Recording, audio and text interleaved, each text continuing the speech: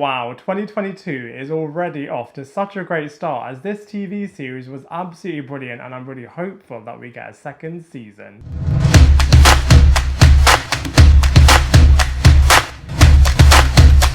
Hello everybody and welcome back to my channel Lifestyle Critic. I hope you're having a brilliant day. So in this video we are going to be reviewing The Woman in the House Across from the Street from the Girl in the Window, which is such an awesome dark comedy mystery thriller series about a woman who believes that she has witnessed a murder taking place in the house opposite her, and is just such a wicked series, super bingeable, super addictive, and they've done such a good job in terms of creating this really intriguing world that you really want to escape into with such a wicked murder mystery angle, along with all of the standard twists and turns that you would expect from this kind of a premise.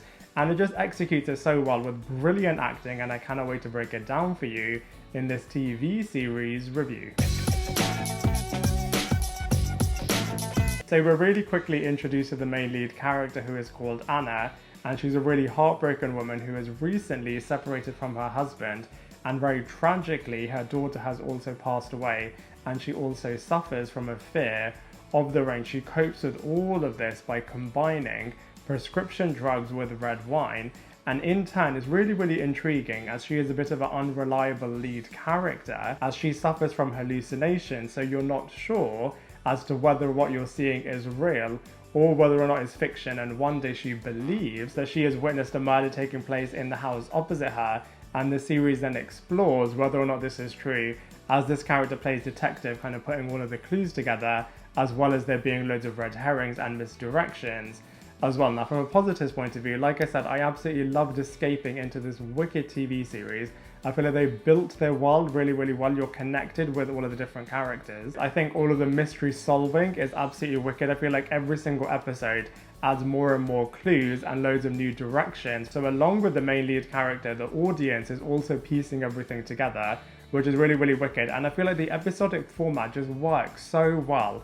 I mean, obviously we've seen this kind of a storyline happening in movies, but this time you get to see it extended across a TV series, and I feel like it just works so well. They've set everything up really well. You're not really sure where on earth the first two episodes are going to go, and then suddenly they completely shift gear, and the tone is then very shifted as well. And in turn, it's just super bingeable, and like I said, just works so well in an episodic format. And every single episode also has got a bit of a cliffhanger, which really does incentivize you to just keep on watching, and in turn it does actually somewhat make it into a bit of an extended movie. And it also shows the power of social media in a very similar way to the You series does. This character is also able to put a lot of clues and find out a lot more about certain characters through what people are posting on social media, which is really intriguing. However, from a negatives point of view, even though the final few moments of this series is really unpredictable, I also feel like it's a little bit unbelievable at the same time. But you know, that being said, I feel like the twists and turns in this series are absolutely wicked, and it really does do what it needs to do in terms of really leaves you wanting more. And I'm really hopeful that we do eventually get a second season. But even if we don't, I feel like it wraps everything up really well. And so from a storyline point of view, this TV series is absolutely wicked. So the casting characters in The Woman in the House Across from the Street from the Girl in the Window are absolutely wicked.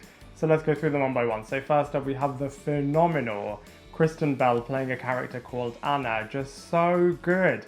Absolutely sublime, superb actress, and just really does bring the Anna character to life so well. Where she is from the beginning of this series to where she is by the end is just so good. I'm just so proud of the journey that this character goes through, and is just such an excellent detective as well. You're really with her when she's putting all of the clues together, finding everything out about all of the different characters, what is the truth behind all of this murder stuff. So brilliant, and just conveys the full spectrum of emotions through this character in this TV series, and you're just so believing every single different scenario that this character is in. And speaking of which, she is in some truly terrifying scenarios in this series. Next up we have Tom Riley, who is playing Neil, the brand new neighbor who is living in the house opposite this character.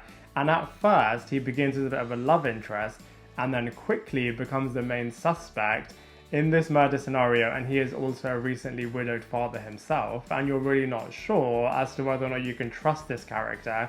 We also have Michael Ealy, who is playing a character called Douglas, who is Anna's ex-husband, and throughout this series you find out why this character and Anna separated. We also have her best friend Solance, played by Mary Holland, and she is a really supportive character and really is the person that Anna needs in her side. We've also got Cameron Britton playing a character called Mule, who is a handyman that has been working on the mailbox outside Anna's house for years. We've also got Emma, who is Neil's daughter that Anna builds a bit of a parental relationship with. And we've also got Lisa and Rex that are absolutely wicked supporting characters as well that Anna really gets embroiled with. And I just feel like from a casting character's point of view, not only are they so wickedly casted, but they just integrate so well in telling this story, and you're just literally hooked from start to finish. So the visuals in this series feel very akin to the Desperate Housewives suburban area, but it definitely does have a bit of a glossy Instagram filter across all of it. Speaking of Instagram, they really do show how social media is able to be used to really help a character find out a lot about other people and to put loads of clues together.